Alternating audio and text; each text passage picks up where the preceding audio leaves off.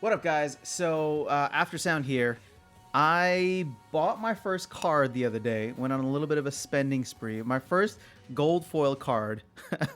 And I wanted to share it here and give some thoughts and reasons as to why potentially I would go and do such a crazy thing. But it is this guy here, Jin O'Shaughnessy. Now, I grabbed him for 329.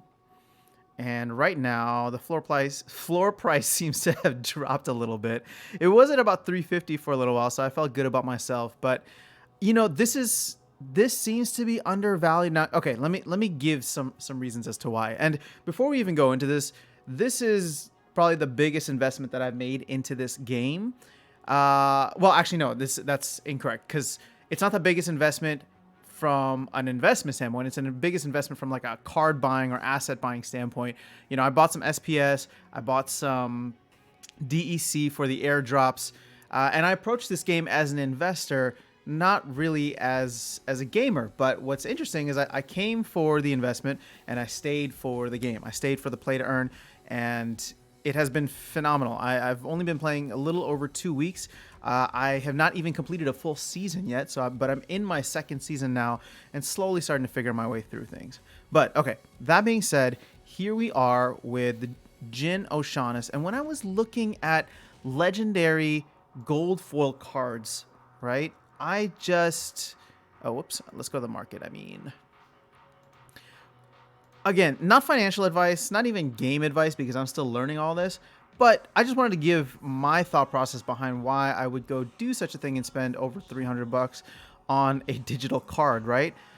I was just looking at these reward cards that are all coming out, and the big thing for me was seeing where some of the reward cards for previous packs or expansions were, and not even reward cards, just previous packs and expansions. And how those, as they became more and more rare, priced up, right? So, like, I don't even want to look all the way at the top because I think these numbers are somewhat ridiculous. But even if we just look at some of the mid tier, if we look at Dice, for example, these are, the floor is almost like 950 bucks for it, $1,000.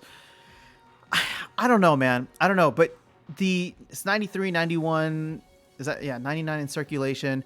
Right now, it feels as though, and again, this is just my own analysis, not financial advice. I got to keep saying that because I don't want to get anybody else in trouble here. Since these are still in print, and since people are still receiving these, I just feel like that the value will go up over time as they become more and more rare, right? So again, that was my thought process. The other side of it too was not necessarily in these cards or in these packs or whatever, but I believe in this game long term. I have completely flipped my mentality from just an investor to a long-term investor to a believer in the game. So that being said, I do believe that there will be some appreciation in these cards, especially the newer ones that are coming out. Can I be wrong? In the short term, absolutely. In the long term, definitely. But again, this is just my thesis on what I've seen so far in the game, and take it with a grain of salt because I've been playing for 2 weeks, 2.5 weeks. But what was the main driving reason? Is because I figured at the very least he seemed super cool to play with. And if I was going to buy a card, I wanted to make sure it was something that I could actually use and get utility from. So right now I'm actually not even playing with him. I put him up for rent, and he's not even renting right now, but he did rent the first day that I had him.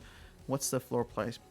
Floor price for renting right now. Oh, so you can see I'm near the bottom, just trying to get him moved, because whether I decide to flip him or whether I decide to hold him long term and keep him as an asset that could be income producing with DEC, or if I choose to play with him in the future as I learn the game better and level up, there's so much potential here. And so if I'm gonna put money into this game from a card buying or asset buying standpoint, those are the purchases that I feel like would make the most sense. So that's kind of where I'm at. He isn't the only one that I bought. I actually bought a couple other gold foils. I bought 2 of these guys. Where are they? Oh, let's go back to card sales because they were kind of near the bottom as well. And actually, this is great. So I bought 2 of these guys yesterday in the 50s, and now we're seeing a floor price of, you know, $72, $74. So if I wanted to, I could try and flip one of them right away. But again, I enjoy playing a fire deck. I enjoy playing with Jotun. And so that was the appeal to grab one of these guys. Plus, if I wanted to have power in the future, I could always take them off the market. I think they're both being rented right now. So, you know, it's like I bought some cards. I'm putting them to work for me. And the important thing, too, is I tested buying out with credits rather than with DEC. And I know some people, it's difficult to get DEC or convert if you're not familiar with, you know, DeFi and MetaMask and all the different wallets that you'll need to actually get your hands on DEC. But with credits, it was super easy. Now you do have to go through a verification process. They made me upload pictures of personal documents or like government IDs and a photo of myself. So you do have to do that, just giving you a little bit of a warning. But in terms of the gold foil owned cards that I have, these are the three. It was, you know, I guess ultimately, you know, I put about $500 in, and I have about 27 left. So that's what I've spent on. Will it be worth it? I don't know, but just wanted to share, get your thoughts. If you're new to the game or if you've been around, let me know what you think about these cards and if you think maybe I should be grabbing some more. So would love to hear more, and I'm going to be doing more Splinterlands content on this channel. So if you are interested in that, please make sure you subscribe. If you like the video, I will be in debt to you for life.